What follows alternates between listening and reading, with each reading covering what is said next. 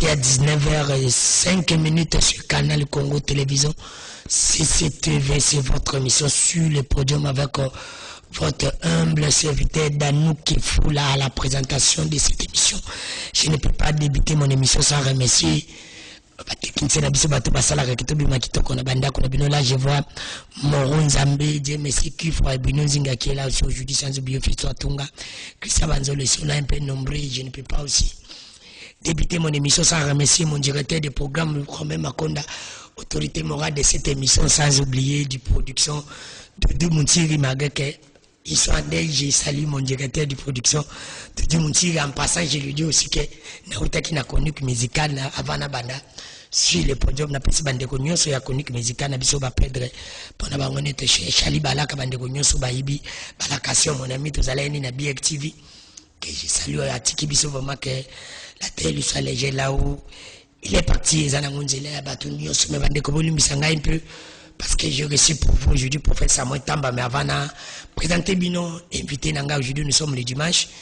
Je l'ai dit, ça n'engage que moi, j'assume ce que je suis en train de le dire en tant que journaliste. Ça vraiment mécontent dans Marambo, il est cas qui me crédit Bino sur mon monaki. Au soi-disant, peuple, soi-disant, militaire. Il y a eu des personnes qui ont le peuple, qui ont le militaire, des personnes qui ont qui ont battu pour les politiciens. Moi, je ne suis pas politicien, mais je suis un confrère, un journaliste qui est victime. On a mon Claude Molicho qui est victime vraiment dans la voiture. Nous condamnons ça en tant que journaliste. Et Jean-Marie Kassamba, notre président provincial, c'est vraiment tout ça qu'on condamne. Ce qui m'a rappelé, je l'ai dit aujourd'hui, ce qui n'a pas le bango na président Nabiso. Nabosa n'a raté date, tu vois, tout ça la marche na limité. Ngala zalaka côté na troisième bande, quatrième personne, ils arrêtent de qu'on a besoin Mike. Tout ça va gaz na yi. Ce qui les longs de Kokabila beta qui ba gaz. To juillet, to tiwa na me yé na tango na yi. Kaka marambo to boy qui pande Kokabila ils a collé kasi tout pour la bande qu'on a besoin ba journaliste. On a vraiment tout ça qu'on déplore en tant que président na biso tout ça vraiment qu'on le bakeno. Pour les politiciens, ils a côté la biso mais pour les journalistes il faut pas naïf, faut tout le monde a vraiment état de droit, vraiment, et ça les maps, on a bandé qu'on a besoin, nous sommes vraiment mécontents. Nayango c'est tout qui m'imbula toke ko bata manibali. C'est pour dire que tout ça nous sera mon côté. Merci na bandé ko balandi biso. Professeur Moitamba, bonsoir. Oui, bonsoir. Boni. Et par la grâce de Dieu, tout ça madame. Merci professeur. Navana banda sujet na biso. Ni no yele utadi na ona ndako lingako loba. MC Soave. C'est tout ce qui est mis sur la composition de la côte. Les 30 secondes, qu'on défoulé. Non, la Bible dit que c'est poussé par l'esprit que les hommes ont parlé de la part de Dieu. Donc, moi je pense plutôt, tant de recettes, surtout une question, on a peut-être te l'obéir à monter puis te l'obéir. Merci Moussa Nanzambe. Bande commune na biso ils ont un peu costaud mais la ligne tous à 2 points. Et l'autre qu'on la mingi 60 ans après parce que le mardi c'est l'indépendance de notre pays. Pourquoi aider ces à développer pourquoi et la deuxième chose le deuxième sujet to ko le bela. Comment un pays peut être développé? Est-ce qu'il par le travail ou par la prière? La ligne to aborda on a parce que on meka qui ko pleni yango panayo malobombo kayo na bana na deuxième sujet. Pourquoi la RDC ne se développe pas? Parce que ce qui te le dit, aider ces ans à pasteur, aider ces ans à Batamayele, aider ces ans à Kita Ebele, aider ces ans à Nyoso. Alors, pourquoi se développer? Est-ce que pour un pays, ça a développé? Est-ce que pas ya Kosambela ou pas ya Moussala? Parce que c'est Tosambela, Tosambela. Sur le Moussala, Congolais pas travailler. Alors, ni, malobomouka. Ok. Merci pour la question au Tunibiso. Il y a une question pertinente. Et la question Moutouya, na lingala tokolo babongo. Mais Nekodanu, Kangango Malamu, et à la prière, et à la moussala, et ça contradictoire. Parce que la Bible elle-même nous le dit. Apôtre Paul a dit que celui qui ne travaille pas, qu'il ne mange pas non plus. Donc, quelque chose que tu n'as pas contradictoire, tu dis la même chose. Mais il faut tout l'andela. Que l'homme mangera à la sueur de son front. Donc, na musala, na lo sambo, et sengeli ezala agencé. et singeli za la mixer poète mboka ekende liboso nazo koba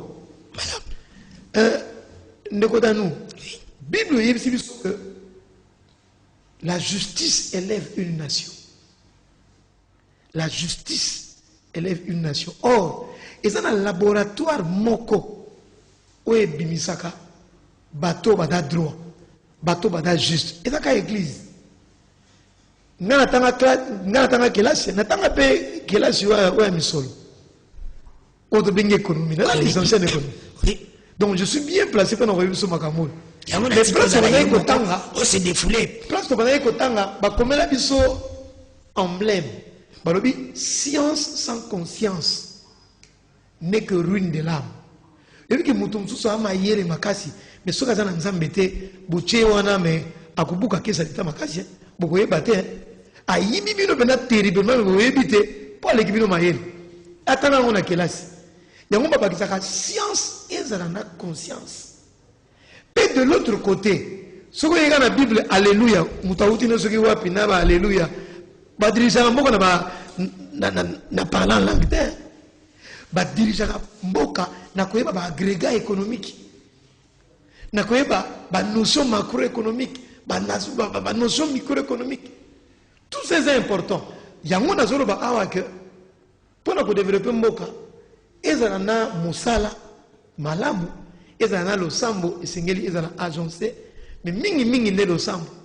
Mais pour ça moi tamba sozo ba ke mingi ne le sambo mais ngala robo yango parce que bandi bepela banda ko mona keno musala nzamba bungi celui to le bilo sambo alors ngala za ka exemple moko yebi de jango donc la Chine a été développée est-ce que elle a la Chine ba to sambila rande biso na yede c'est to sambila capacité donc biso to sambila mingi est-ce que yebi que na quartier na oza kana okoza na 5 filles basala ka ndumba bango ba 5 mais 5 no so ba ngindata réalité Chine a réalité RDC. Chine a RDC dans la réalité différente. Tout ça mais la Nzambe moko to ngala Nzambe asala ki biso. Oya sala ki ba chinois na oya sala ba congolais na sala ba américain nyo sala Nzambe. Soko la ninga malamu na yeli. Nazo la ndope malamu. Na lobi que Bible dit que celui qui ne travaille pas qu'il ne mange pas non plus. Donc facteur vecteur de développement mboka eza naino musala. Pour nous même dans le bango. Ce qui est long na musala qui produit na ko produit ba paya ba sala na biso am salati to ba ba Kristo ba ba goigoy pona nini Bible dit que non bana siècle o ba za mayele ko leka bana nzambe pour ba zo sala musala mutu lelo ce qui assemblé moto abiki a ko sala su musala ta ke vana ka église pasteur pas vendre une église pendant 6 mois tout le monde a l'église là. C'est là nous papa na pasteur comme il on la télé pas pour faire ça va de l'église pendant 6 mois. On a posé la solution te papa David. Na posé la solution na ningi to milongo la tapa na kati. Et l'ingolo bateke ba méfait ba pasteur. Nde yango faut na ba pasteur nyonso. Non. Yaka moka finisa ba yaka nyonso. Tout ça ko ba mangwela sérieux total a moko ko bonga ndenge ni. Papa, toi tu crois que un pasteur a bandé église banda dimanche dimanche ba prière, lundi ba prière, mardi ba prière, mercredi ba prière. On a passé la haute selon volonté à Nzambete. Aïe, Bibi, mais tout le monde a un mokila. Si vous avez érigé comme opium du peuple, c'est là que à cause d'appel à moi raison. Maria a raison. Pour la nini. Parce qu'à calquer raisonnement na mauvais modèle. Tout le monde a passé un à terre à madame image de ma fille à Botaka dans le téléphone. C'est pas un exemple à suivre. Hein? Ah, toujours un exemple où il faut te plaindre. Mais mes professeurs, je vais vous laisser le temps, vous êtes seul. Mais quand vous dites que non, les gens passent, vous pas le billet, bah, ils vont na bambouma. Bambouma, bison de toza na bambouma, bambouma la biso, bambouma la bi les abisso. Banzete des abino. Mais tout le monde banzete à Congo, vous avez modèle T. Il a vu que passer à Zotea, n'a pas bitakla bas na téléphone. Non, t'as pas passé bleu, c'est la quoi, il donne un l'examen. Passer de Nile Sabima la deuxième sortie. Abima qui deuxième sortie médiatique. Alors, vite, ndeko, mukuna koloba note ndeko, nani kizami na koloba tetu bandeko sala cop. On a le cop, c'est ça muibi voilà. Mboko yo bonga kate. Ali bando sala cop, so ba fandi ba moni mboko izate ba beti professeur le kuta, ba ke pande ko kabila ba misi mbongo, ba sambeli pona mboka, ba onyo so ba loli mboko. Parce que déjà un pasteur est abîmé déjà le but vérité. Parce que biso bandimo toujours la binoto lobani. Abi bango nyos balera mbo andiko kabila. Sauf quand ndiko Félix ayi bandiko balu ba un peu mo abo makasi. Yango na kopezo simba. Dani ko ambruye ngaite. Obani ko ambruye ngaite. Tena zo ambruye te na pesi okaba belema. Ozo kungisa ngai. Tena ti. Ozo mnangeza boy. Ye ayibi so ka sala cop. Abi ba sala ki cop. Selanga na no lobi ngati koloba. Ya zo sala cop. Est-ce que passer sala cop? Abi babanda ki ko sala. Est-ce que va passer la cop? Mais yo bino ozo mona tinga hibite. Oh. Passer la cop. La Bible dit que ce ne sont pas tous qui me disent Seigneur, Seigneur, qui hériteront de la parole de Dieu. Dans la parole de Dieu. Dans un apostle, on a un exemple où il faut l'anda. Il y a des exemples où il y a l'anda. Et puis, quand c'est ça, on sent, ouais. Nous avons habité sur la centre. Et nous avons dit que nous avons un vivac. Et c'est ce que nous avons dit. Nous avons dit en tant que pasteur, nous avons un centre. Nous avons dit que pasteur, nous avons un pasteur, nous avons un et c'est ça ce que la Bible nous recommande. Dans la Bible, nous avons un exemple, on a Luc chapitre 10, verset 17 à 20. Yesu atini bayekoli abibo ke nekosala musala. Bayekoli ba bimi na libanda. Tant ba bimi libanda, basali makambo minene. Tant ba yepa Yesu, ba yepsi Yesu. Ah mokonzi. Ndenge za boye to sambeli pona bato ba demo ba bimi. Yesu bisi bango c'est bien. Ngai be na mona ngi ba demo zo bima. Mais bon c'est là d'abord que ba kombo na bino est komami là dans le ciel. Donc et pas ensemble, il faut deux choses. Il faut premièrement la puissance, il faut le caractère na biso et ça n'a totalement pas ensemble. Ce que Dieu recherche, ce ne sont pas les dons d'abord. Dieu recherche les fruits. Nzete à safo l'autre à raba saf. Pasteur a sala ragindumba te. Pasteur a sala rakop te. Pasteur a sala lokalokuta te. Pasteur a yemsa kwa sala bakop wana kele lokoko na Bible mususu. Mais ngana yemsa ko awa tozaka na trois types. Ba aigle, ba faucon, na ba épervier. Ba épervier ba ba tunecho ya mbaka awa azoka basi 10. Yo mona bema basi yo kanto za lo santo. So ko tali ka ko yebiki o ya za épervier dan deke o mo cha pembeni. Faucon za ba o tangela na wana. Ba sala na neti ba aigle. Mais moi ba comment ba o dimension ba hauteur exacte. Pourquoi? Parce que bango ba apprivoise ka bango. Aigle aza oyo asepelisa kaka nzambi. Eti yo. Yo za aigle selo yo. Olobiamo. Nzambe na nzambe mboke bébé. Et mon père Samuel Tambaye. Mais na mituni na bipuka. Na tekende na tanze bile. Alors si ko tango tozo beta masolo église, na lingo tangela nga ba mpongo, ba oba yaka kaka pona ko sepelisa nzambe. Neti balen. Ils n'ont pas de compte à rendre avec batamukili. Yo zo zo langa exemple ma bé. Konzula exemple ma bété. Apana yonge pasteur gari. Parce que yeba zero tangela ngana nikasi. Oyo mona. Tozala kotanga ba pasteur. Mais kasi to tanga. Yo no tangi. Oh. Yo tangi gari kengi. Nakolo bula pe prophète Daniel Kawata. Par exemple. On a dit par exemple. On a comme pasteur Mukuna. Olobi Mukuna. Papa Danunga na awa poto so na boni magamba sur le podium. Parce bakangela kango pe mutute ko banga te awa tinda ka convocation te moni za problème na Nzambe. Na yebiso ke za problème na Satan za na problème na Nzambe te awa tama Nzambe. To ye awa tolo bela makambo ya mboka. Mais tozo bela makambo mboka tozo bande biso pe tozo na ba pasteur ngaza justice te. Pendeno le njimi Kawata na gari kengi yo zani te de mesures. Neti thermomètre mesure. Songa na ko bande ko na ni magaete menza mazondi mai. Parce que nzambe nemta yako pona. Akobedi na bele mango ngana zo bana zo mona. Ta mzuzu place ndenge to zo ba boya sa yamboli na. Asa yamboli siko to kotana aya ko kondana kai. Do to gagner to sola auto solo ba. Ah mais na yebiso kaka ke il y a trois classes. To banga kan des prisons bino ba. Ils va aigle, ils va prophète, ils va faucon plutôt, ils va épervier. Na kebuli. Dans nous, Bible est lobby que une ville se lève par la bénédiction des hommes droits. Autant que ça, image de la Chine. Na édition Awaboy. Chine na RDC tout ça na réalité de mon côté. Mais tout ça na nzambi moko. Te yo kanga raisonnement na zo kende. Na zo ki 5 filles ak ba osala ki ndumba. Na veni moko. Obona utu oya mabe wana yemda onginda. Oya kitoko makasi a souffrir. Asala ki ndumba na wana mais hier c'est moins compliqué parce que réalité on a matin de là est différente na o mususu RDC ezali il faut que ça la musala parce que vous allez musala vous allez béni mais à part bénédiction musala ezali ba facteur extérieur oya ko bundisaka ezali esprit o Satan ayaka nango ba esprit o bundisaka RDC ce ne sont pas les mêmes choses au bundisaka Chine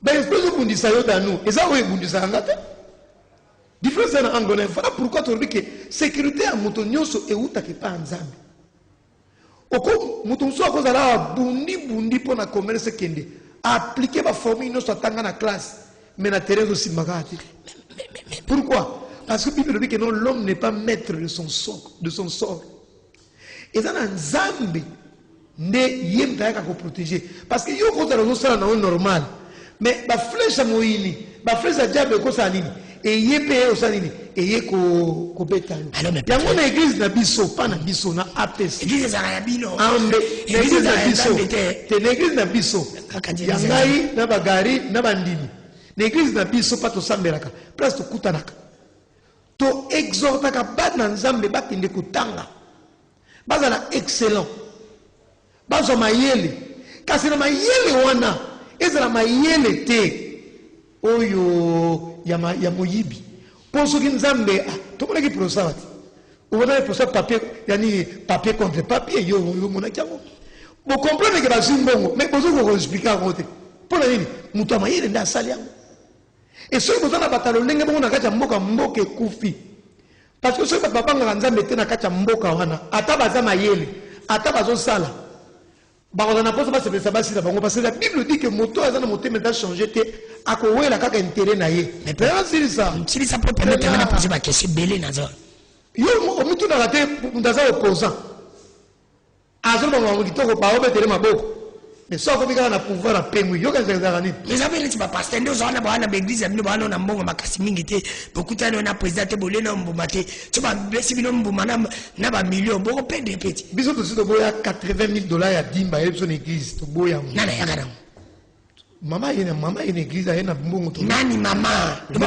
papa naza na télévision les quand ba mama naza na télévision na bible na yebisi yo mama nani so ki eza na bato ba ko ka orezina mbongo te na ina yebisa okay eza na reste oye pengwa kati oye résistaka na mbongo oye résistaka na ba miss eza na reste oye pengwa kati papa kama eloko moko ata mokili nyonso pengwi mais yeba ite eza na mwa moke ya nzambe otobengaka bango ba reste ya éternel ba réserve ya éternel ba reste ya éternel bango devant mbongo bafléchaka genou te neti eli bango devant basi ya kitoko ata oza miso azotanga bakwesaka mafuta te reste ezali tozi toboya bayeli biso 80,000 tozwa yango te tokenda mpaka enda moko na 2600 50,000 totika yango tozwa yango te ozoloba kaka bato bazolinga bayeba soko okosi balobaka okosi prophète papa nga naza pasteur naye osala politike te nalobi te pasteur azalaka bazalaka nazoyebisa yo awa ke eza na bato oyo soki alongwe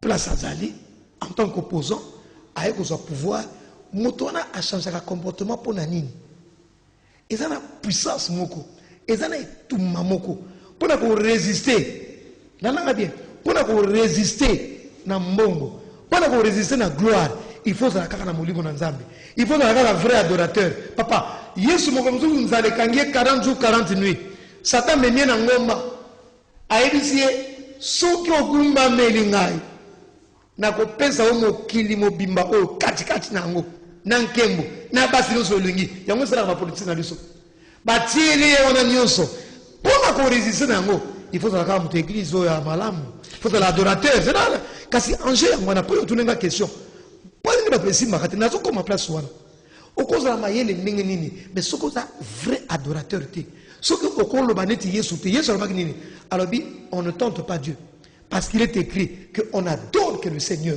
Moto akobi sa phrase wana azaka moto yo église sali. Aza moto to bengi vrai adorateur.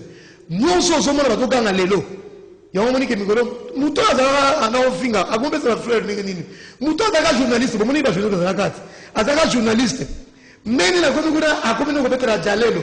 Moto afingaka akoyimbo ndenge nini. Makambo yango na gloire. Pour qu'on résiste, c'est là, on va comprendre. mais qu'on bangi tu c'est là c'est ça et ça va bien c'est là bangi à quoi résister n'engeni dans nous kaka ce qui a un vrai adorateur c'est ça tout l'enjeu motako za na mayele nini yo ba bazo kamwa n'engeni ba professeur d'université papa da yoka n'engeni ba professeur d'université ba kenaka kufuka mela kaka mutu moko tant so atanga neti bango te to tuna la question wana ezali kama gloire ba yebisi soko fuka meli ngai na kopesa yo mokoli mobimba soko fuka meli ngai na kosala boy soko komi occultiste ndeto kopesa poste na musala papa to mona ka bandeko na biso mibali awati musala ezate bosala yango babi to kopesa boy ndimaka okoma pede omona nini batu bakati kanga bo la bien professeur ni ba mona yango wana professeur c'est là c'est beaucoup de temps pour résister il faut la kaka un vrai adorateur ozala kaka ndenge Yesu alobaki on adore oyeba yozana voilà à peu près enjeu ya masolo na biso ndewa merci papa tamata tozana minute encore ebele minute ezana niveau ebele mais nalinga ki vraiment ndio ba kozala yo mo pona linga ki tout décortiquer là na place on a konga na komi nazolanda yo ne peut pas ne vous déranger pas professeur Mota mais nga nazongi na salima marche en arrière rebo prophète Molobike oui pays vous allez développer faut d'abord qu'on sambela faut que qu'on travaille maintenant kati ya nyoso lobi bale wana na mayo ko pingo iko lobana mboka na biso ya DC zali na yango nyoso mibale tozana yango tosambelaka pe tosala musala mais pourquoi ezali koloba keno tozali kobonga te oye koloba encore lobi keno ezali batu ya malamu mais batu ya malamu tozali quand même na ba pasteur batu wana ya malamu bazala kapé antuwe na ba pasteur ndeko lobi ba ndeko bayo batu so disant ba yibaki mbongo mais ndeko wana zala na pasteur to lobi pe ba ndeko président azala ki pe na pasteur so menyo seza ko lekazo mona kake derrière ba ndeko na biso ba politicien bazala combien na bino ba pasteur dano merci omoni yo lobinga na tikolo bati tikela ngata pa une dans le bazo tikelo man minute ebele oye singai awa que biloko mibalo na lobi kosambela tozana yango kosala musala pe tozana yango siko pona nini mboko na biso ezokende liboso te tozokende liboso te parce qu'il y a un problème d'homme mais problème d'homme nazo ba problème d'homme ngo tozali pe na bino ba pasteur bozali allons bazo za idée na ngate bazo za idée no mais basu question zo ya tout ça na problème ya moto yo ka penser na ngapa yokeni yo moko to yebisa nga yawo ba pasteur ba wana ko zwa ba ki ni sambela pona mboka ngai te yo ndolobi yango papa soki bobenga soki nzamba zo yo kabiso azo sika kamera nzambe yo lobi yo moko c'est la langue ngai te yo lobi ke ba pasteur wana tango ba na ko benga bango bana okende sala cop ngaya batute yo moko lobi ke pasteur ngo ye moko ayebisi bino ya lo balikene itando kasi yo nous web sakati pasteur ngo lekaki na itano moka bitango bana ko pengisa bango babana la bango kotala intérêt à peuple ti en d'autres termes babana ko ya ko sala cop azula na bango babendani bake c'est ça ce que tu as dit si qu'on a le lengue ba prière na bango ya le lengue wana na le lengue ba pasteur a le lengue wana mboko ekende biso ne mais ya malamu neti mo disait le bien internet yo bozali quand même les restes est-ce que les restes là-bas ba ko contaminé quand même ya malamu te mboka bonga pasteur les restes bazamu ke yango ya mabe meli bango voilà très bien et tout matoza na moya ngo papa ozolo ba awa mbonga na biso za 85% de chrétiens ngana ni mango te chrétien ngo bateke yo zo zanzelo zo ke l'église yo dalu ngo za ko so yo benga chrétien ko tana muninga ti mitera yo moko est-ce que ngana na tango ke sepelisa kanzambe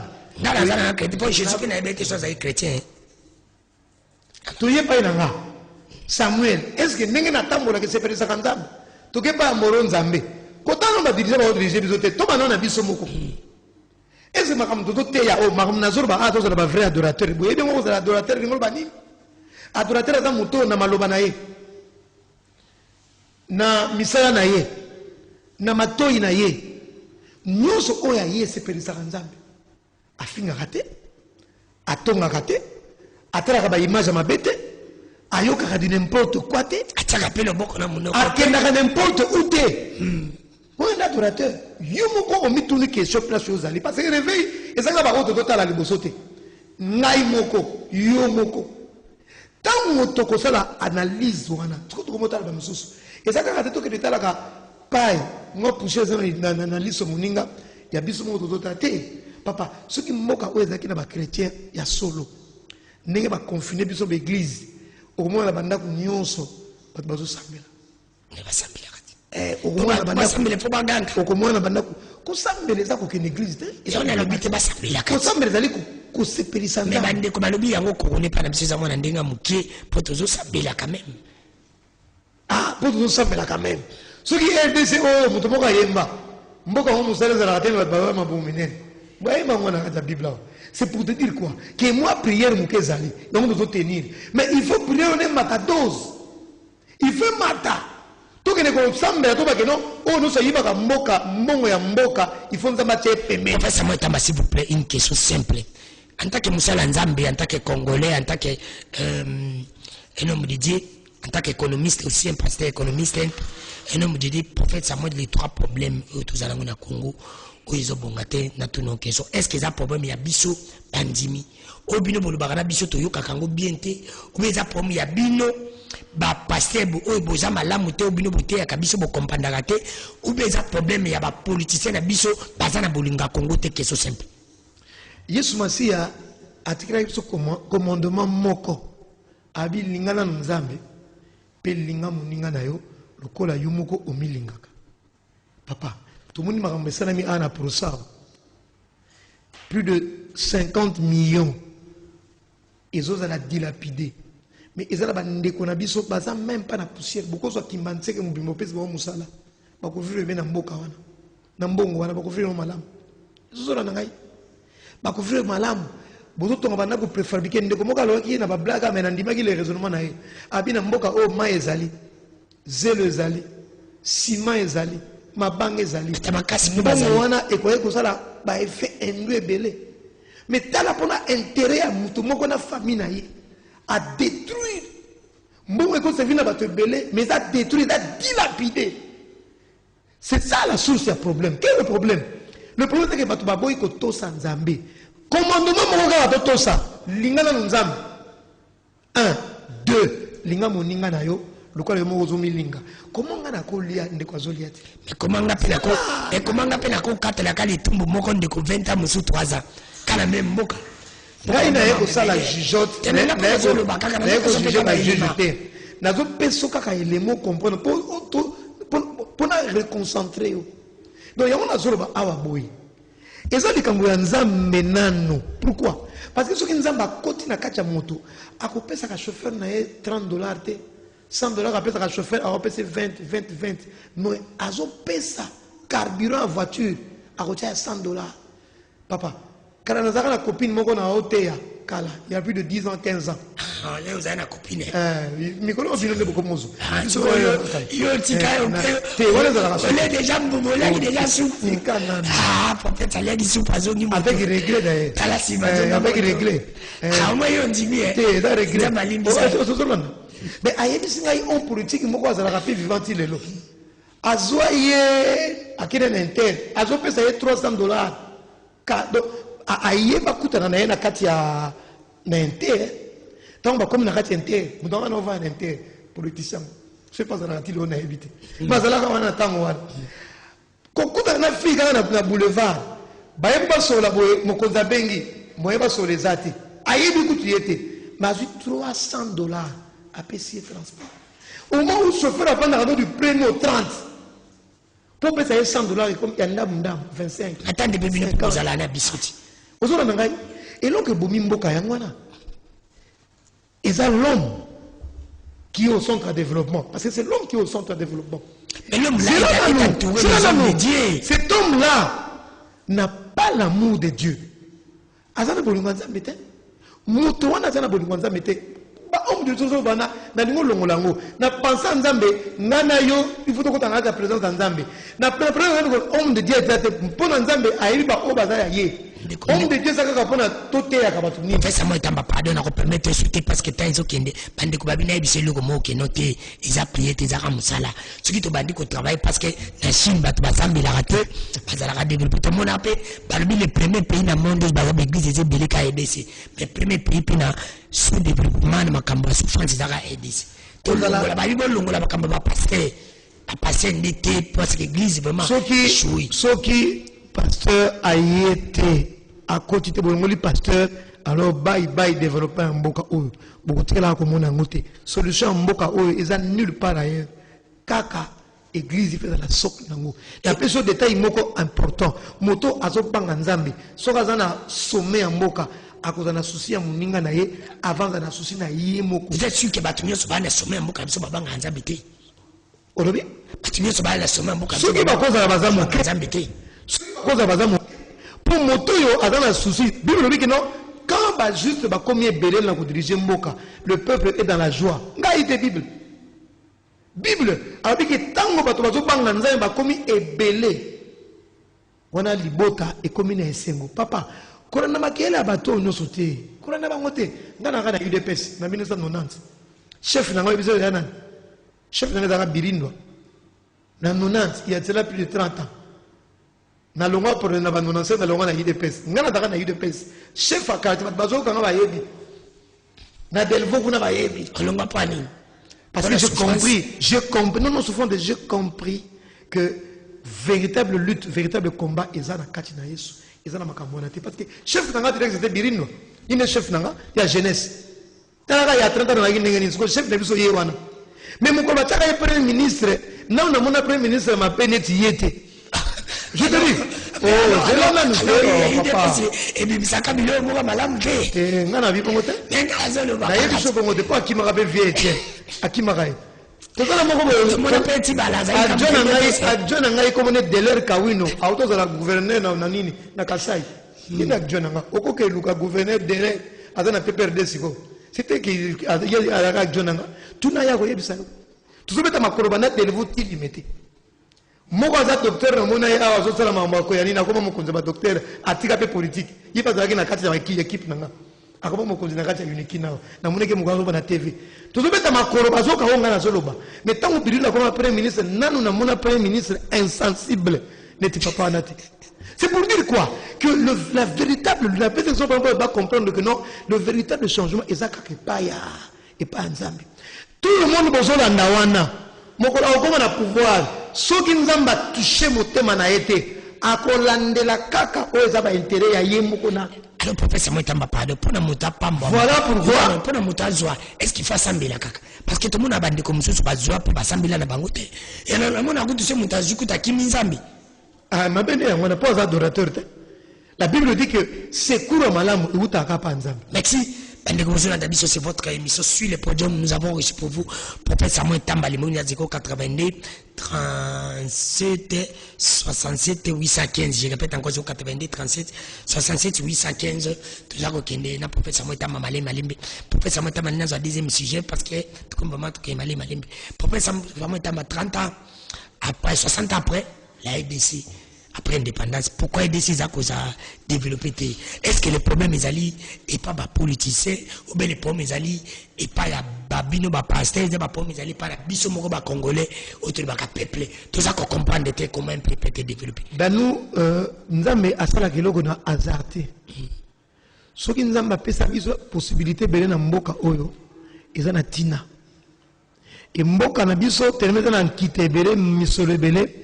Yango za ko attirer ba payer bele ba ko instrumentaliser biso. Professeur Moitamba pardon est-ce que vous avez idée bande ko balobaka nzamba bade ko kabola mukila comme na aide ça ziba omengo nyosa bwa kyango tu yango nzamba le bande ko mboka msuba le bio nzamba sale juste nzamba le bité l'inquité na petit bango bele ba robonga te ba ozalaka mbutu net mona na Congo. Non ce n'est pas ça. Alors c'est ce qui parce que nzamba sala le kampona ko CP ça ba touté. Yo non dans ko ta Jimmy Weston pour pas bon ah dans la tête Jimmy Weston mais nzamba sala a bongoté. Ça quel est le problème 60 ans toujours t'es pas. Yo na zolo ba réponse. Ce qui nzambe adotaki biso na kita. Apesi biso ba recherche belé eza pona tina. Parce que premièrement la RDC eza mboka moko prophétique. RDC né à comme ma réveil au monde entier par rapport à spirituel. Parce que par exemple, nous avons la richesse. Hier, mis sur les arnanes wanate. Mis sur nzambe zaki bato bata la sauver. Ngala koni mo kufa na pauvre, mais problème na ngeza ke no bato ba bika. Na eba ko amasse mbongo kuna na lola. Les loyaux sont maga bandaku sur bandaku. Au besoin niko kufa. C'est là le papa. C'est le langue zala. Le la nyo sizaka na sina mukilo professeur. Voilà ils ont engagé nga. Yo soko di magado la tête. So so engagé la tête da yo. Ngana zolo ba ona zolo ba. Mukili oyo toza ba passager. Toza ba pèlerin. Dans nous, au conseil de Makasso Lingi Menyo, aux humains sur le pot Tikiango. Moi, j'avais quelqu'un qui a fait la deuxième licence d'économie, je me rappelle. Vite le caméra, on a camion, on a assistant. Chef de travaux, mais oui. Assistant, mais oui, il était intelligent. Avec assistant. Et je me rappelle, mon commande, pour t'en engager, à Epsinga, mais n'a pas tout ni question, n'a pas comme un verset biblique dans le tableau. Mais non, non, c'est le frère pasteur. Ah bien, mais il faut enlever ça. Parce que on est là au pied ma peuple. Il m'avait répondu comme ça. Ah, il y a l'église des hommes, mais il y a pas le lobby. On a l'église des réveils, il y a qui veut me prendre là. Il y a un exemple, vous comprenez. Mais nous sommes pas exemple. Il y a depuis Kala. Maintenant, voilà quand on s'est trompé. Il y a ça pour moi. Pour ceux qui y a dans la rappel dans ma mouli mon Nzambe, mais ma rambo bazo condamné, mais la sera qui a pété. Parce qu'un homme, un enfant de Dieu, à Bangaka, aussi ma oeda yote. Ça, c'est le primordial. Il est intelligent, très intelligent. Mais d'abord, on la batte. Papa Danou, comme il y a un solo à Kolobela, comme il y a un solo à Kolobela Batouté, cette nation est totalement bénie. Pourquoi? Parce que Dieu savait que de cette nation, il y aura le réveil. N'appelle ça exemple mon corps. La deuxième licence, j'avais un collègue. Pendant que temps passe à Outagi région, province, na Erwan. Azotanga na Kinshasa na biso papa bazala sur place mais papa zate maman zate elle a souffert mais tant que c'est classe moko la collation à cet accident à Kofi papa tous les passagers et les hommes et les femmes doivent comprendre ça. À quoi ça me sert à maison sur maison, building sur building, château sur château, mais je vais laisser ça. Mais professeur Matama, c'est comme ça la nini. Solution pas na yo en tant que Moussa Lanzambe 60 ans après la RDC, les mardis tous le bangana le dimanche 60 ans na biso après indépendance. Mbok izaka ko tata bana. Nazo yebisa yo papa ça le belé, pa politicien ba leke belé, ba tout peut belé mais mbok an quitter belé, mais tout ça problème nini. To izo c'est émission awa to poussa baté. Nazo yebisa boy. Tout ce na 7 minutes. Nazo yebisa boy. Ba to ba besoin na biso ba comprendre une chose. Le problème du Congo, c'est l'homme congolais. Mais l'homme est entouré de bons pasteurs. Le problème du Congo, c'est l'homme congolais. Mon conjoint à l'Ekiawa, avant Tshisekedi, avec ce qui n'a pas su changer, c'est l'homme congolais. Peut-être que de la vision de mon côté. Mais changement, mais changement, l'homme congolais, il faut avoir d'abord un homme qui est transformé. Un homme qui est changé, un homme qui a le Seigneur, un homme qui a l'amour de Dieu, un homme qui craint Dieu. Quand nous aurons l'homme qui va craindre Dieu, alors le pays va décoller. Mais surtout dans la moutoyo, au bengue pasteur, au bengue politicien, parce qu'il y a des pasteurs qui ne craignent pas Dieu. Pour me pas pasteur, pour me pas politicien, pour me pas moutamayere, pour me pas motoyo à banga kanzambi. Pour moto à banga kanzambi, à cause d'un souci de konaye. Muto baka nzambe akoyiba na kesi ya l'état té. Mais comment toujours sambela nzambe tout sambeli. Problème na ngeza akoje bazo banga été. Problème dans nous est-ce que problème ça ko sambela té. Problème ça ko banga nzambe. Il y a une différence entre ko sambela papa nzambe. Oko expliquer nga dans nous té. Problème ça dit que muta sambela ke ngobe ta banga nzambe. Ko sambela liuro bate ko banga nzambe. Problème ça dit ya ko banga nzambe. Il y a sambeli ebele. Tout le monde nzambe ko banga banga été. C'est ça le problème peut-être. Na yebiso ko sambela liuro bate ko banga nzambe. C'est différent. Ça biso mon conduit azo banga yé. Pour ton marché bien, c'est ça les grands problèmes. Et pour se comprendre. Autour nga question. Na yebiso boy. Le problème du Congo, ils ont développé pourquoi? Parce que l'homme congolais, c'est lui qui doit être au centre du développement. Cet homme-là doit craindre Dieu. Or, il y a une différence entre Kobanga Nzambe na Kosambele Belé. Il y a une différence entre Kobanga Nzambe na Kosala pasteur. Papa, c'est pas parce que vous avez violé par toi. Le problème, c'est pas le pasteur. Le problème, c'est pas le politicien. Le problème, c'est que Oyo Azobanga Nzambe. Yé face au centre de développement. Ce que tu suis Batoane Belé, comme il a sommet en Boka, 10 ans mingi, le pays va décoller. Pourquoi? Parce que Motoana a eu mon à l'état. Motoana a cause mon Voilà maintenant là où vient l'importance de l'église, la vraie église. Pas église où est là, l'église réveillée, où il y a aigle, où il y a ta présence en Zambie. T'as la place dans le Yangouana. Pour ceux qui sont à l'université, vous avez l'église, ils sont formés par la malamoté, mawana mawa. Papa no yiba bino vous comprenez, vous avez bino n'engeni, vous avez tout bino papier sur le papier. Vous avez mais ceux qui sont dans la bateau, l'église est réveillée, vous avez rempli de l'Esprit Saint. A ko liate ceux qui muninga liete, azana souci muninga, azana mawa muninga. Wana mboka we ko umela te papa, e ko kende liboso. Papa, maintenant ne kona mo da conseiller na ministère moko. Abia kenaka mo komsusu, akenaka mo komsusu na mboka moko Tunisie. Yo kanaka yebisinga, abi prophète. Tant on a comme mboka ana ministre na biso ya nkita, abano de le Congo tout ça na pétrole, tout ça na or, tout ça na quantité, tout ça na biloko belé. Mais tant qu'il y a une parole, biso tozalaki na biso na biloko no sonate. Mais tozalaki na mutu. Comme on a Bourguiba, président Tunisie. Yem ta vandi sa makamnyo soyo. Président Mboka Koufi, ala na place ko vanda te. Donc tellement kalipo na Mboka, yem ko tonganda kote.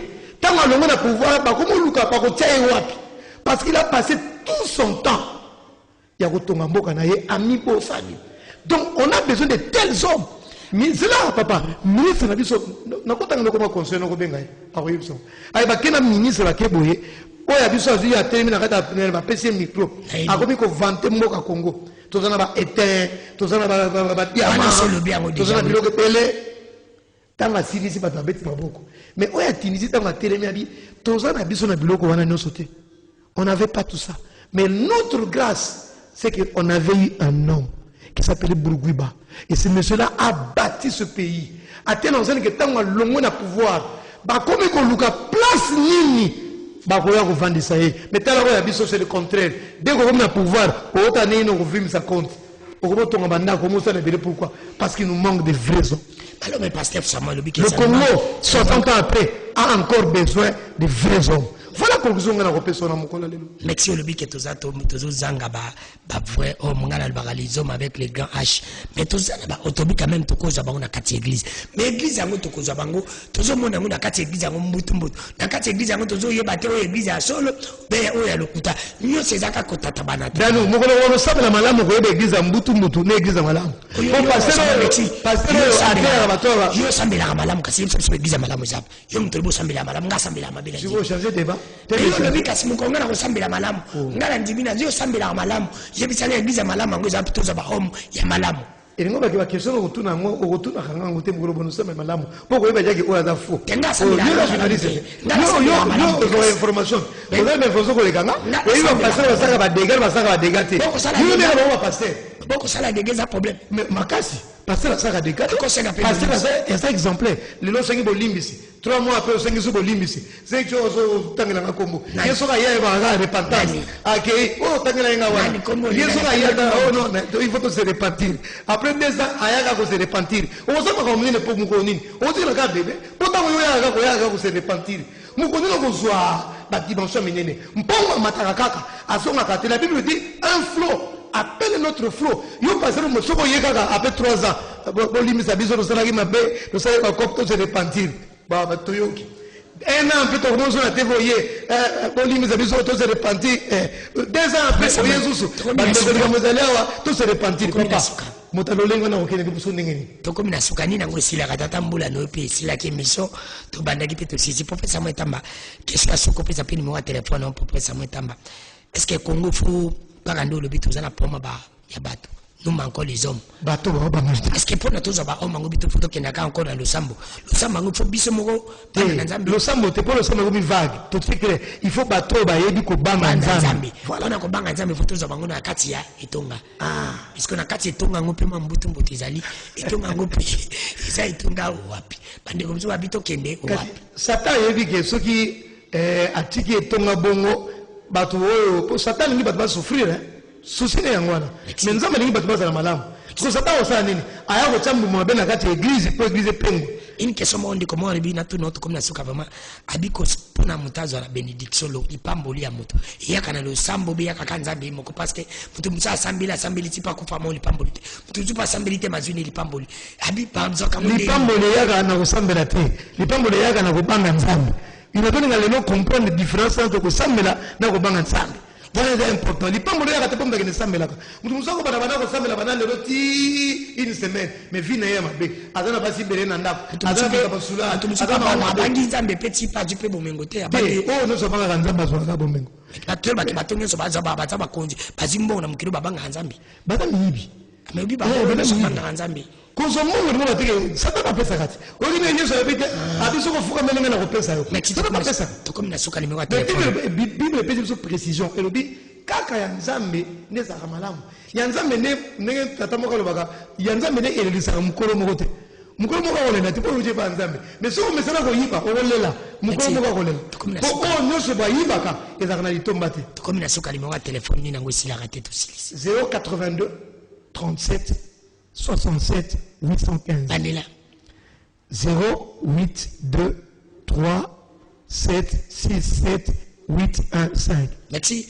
Bandeko ni nango sila raté mbula noye bandaki pesila ke bisoto bandaki na professeur moi tamba to silisi soki to salaki mabe parce que le travail qui a été fait par l'homme a été toujours 8% sur 10 olimbisa biso so mituna nango zalaki mabe to puis ya professeur moi tamba zalaki mabe olimbisa biso mais boye ba kaka keno o ze mission nzambe to touchaka partout zali kamona satan nzamba ko sala intervention ko zali kamona nzambe te parce que okokimela wapi soki omoni nkoli ale musuni azoya munene yiba ke zandenge nayi soki omoni ngombe azoya matiti azoya munene zandenge nayi mais soki omoni ntaba ale pe matiti azoya munene zandenge nayi mais soki omoni mbo ale matiti abeli comment on a passé zabile nayi amesala ne matiti te yifale ka musuni oyo bakangi est biso to biso te ande kona ngai tukutani mbala simana invité mususu na pesi mbote na monza mbe sans oublier Dieu merci for bino zinga de montiki mon directeur de production des programmes Romain Macron l'autorité morale de cette émission notre DG le député élu le Konga Jean-Jacques Mamba